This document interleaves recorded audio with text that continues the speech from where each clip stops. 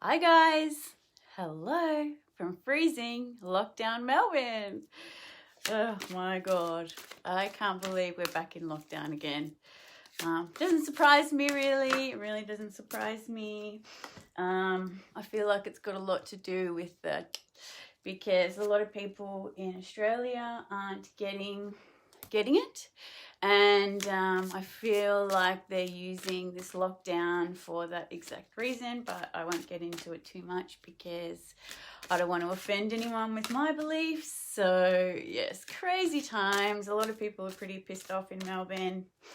I'm alright. I feel like, I don't know, I'm someone where those kind of rules don't really apply. Like, I think about it, like, this whole time I haven't worn a mask. I haven't done any social distancing. I've pretty much gone wherever I've wanted to go. And all I've done is look after my health, and I'm still here, like I'm still alive. So I think it kind of says something, really.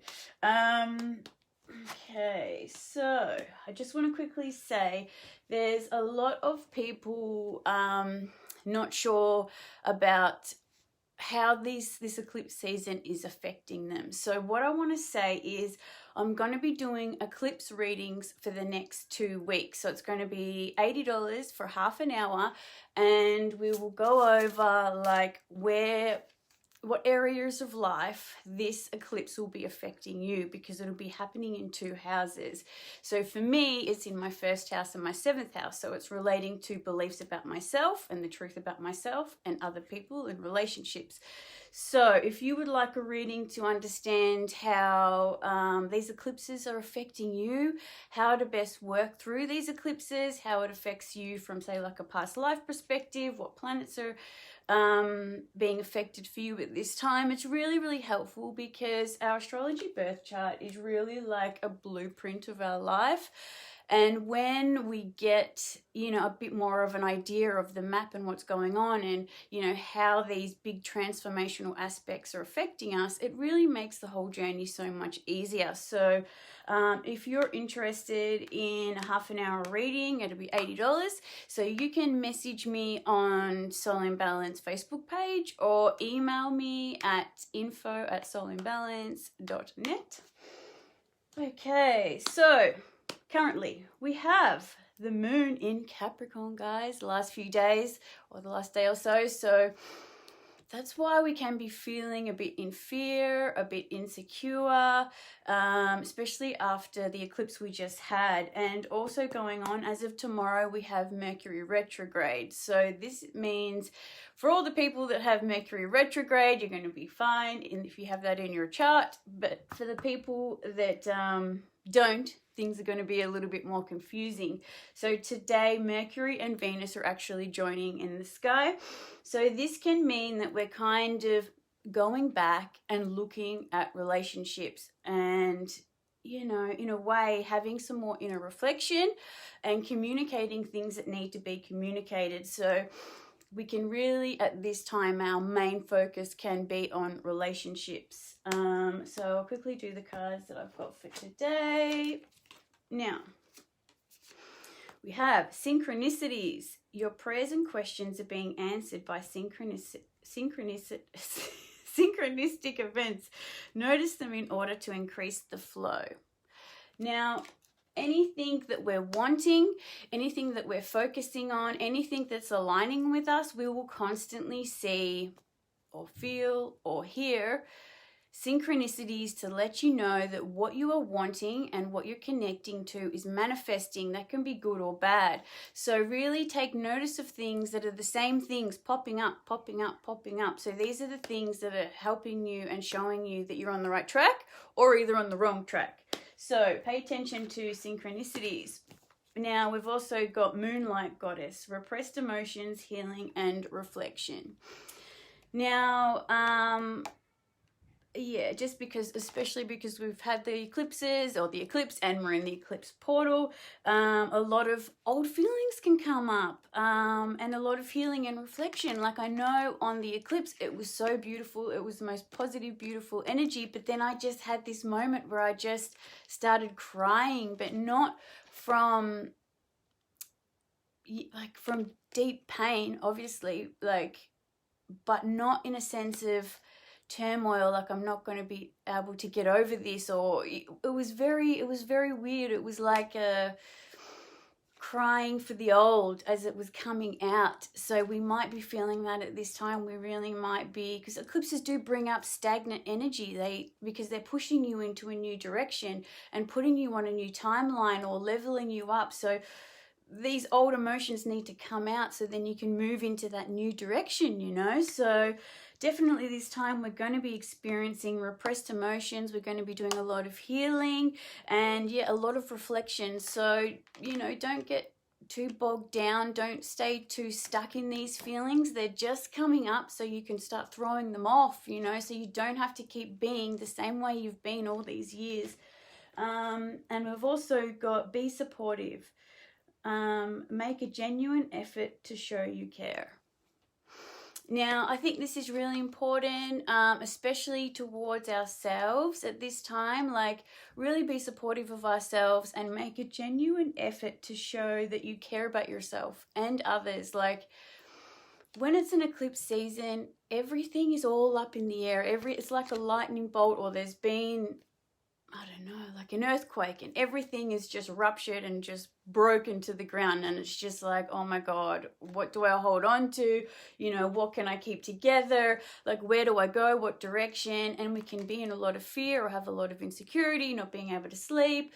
But I just think like we really need to be being supportive of ourselves, and also just try and remember that you are safe and that you are okay, and just to breathe.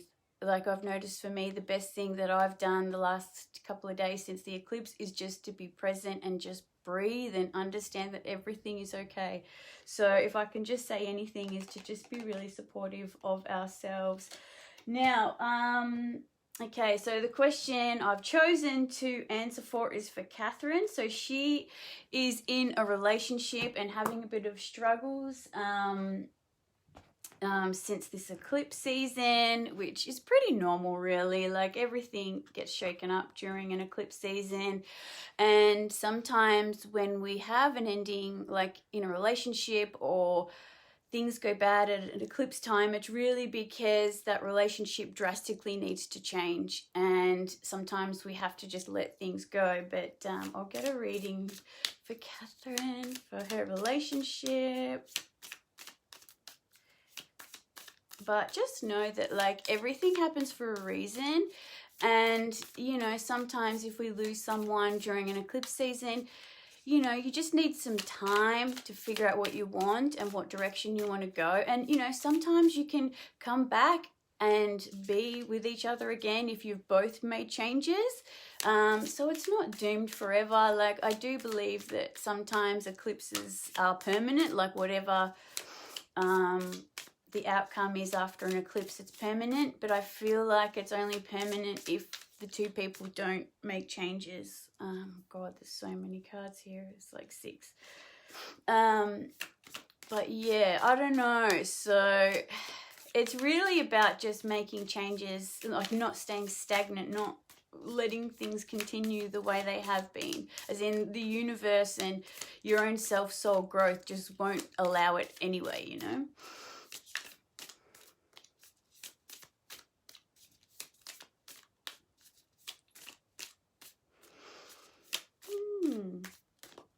Okay, and we'll get some of these. But yeah, I wonder how you're all going. It's crazy times at the moment. Alrighty. Okay, so Catherine, choose love. You always have a choice. Make your choice with love. And we've got soulmates, soul connection, partnership, agreement, and soul contract. We've got heartbroken, deeply hurt, sad, separation, breakup, feeling lost, and grieving, mourning. We've got the chaser, codependent relationship, fear of abandonment issues, healing your heart, healing from a breakup, freedom, toxic relationship or addiction, and girl talk. It's time to talk with friends, moving on, happily single, living in the moment. Now, there is a lot.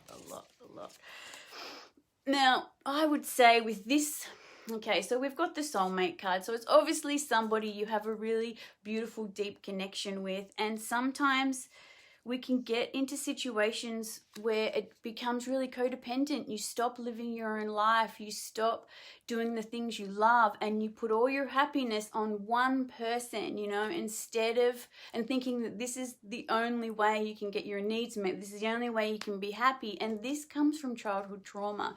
So it's really about taking all those attachments and codependent, you know, like beliefs and toxic structures that you've got in the relationship. It can be from both sides. Both people need to be working on their childhood trauma and feeling whole within themselves. So it's definitely really about what I'm seeing here is, you know, finding out who you are, doing your own healing. And yeah, and when with this chaser aspect, it's really just like, you know, stop putting, you know, like holding on so tightly and, you know, doing so much to keep this relationship going when it's not working, when the work you need to be doing is within yourself. And I feel like in these situations, from my own lessons and what I've seen with other people, is when you work on yourself and you love yourself, relationships just seem to flow better, you know. Like, I feel like when we hold on to someone too tightly, which, oh God, I've done a million times, we lose them because our focus is on them and our focus is like holding on. And that's when it's just like when you're holding on to like a handful of sand, it just all slips from your hand, you know. So yeah, I would definitely say at this time is to choose love and to realize that, you know, love's all around you, and just to work on your own stuff, and just to also know too, like, soulmates are in your life to help you realize, you know, where you're not loving yourself and what lessons you need to learn, and how you need to grow. Like, people, you know, even though we get hurt sometimes in relationships or people hurt us, whatever, it's also we can grow and evolve. You know, you have a soul contract with that person. That person deeply, deeply loves you on a soul level. That is why they trigger you. That is why, you know, like they bring up stuff for you or they hurt you, because these are lessons and things. It's pointing out where you're not loving yourself and you're not honoring yourself, you know, because everything's just a mirror. So I hope that was helpful, Catherine.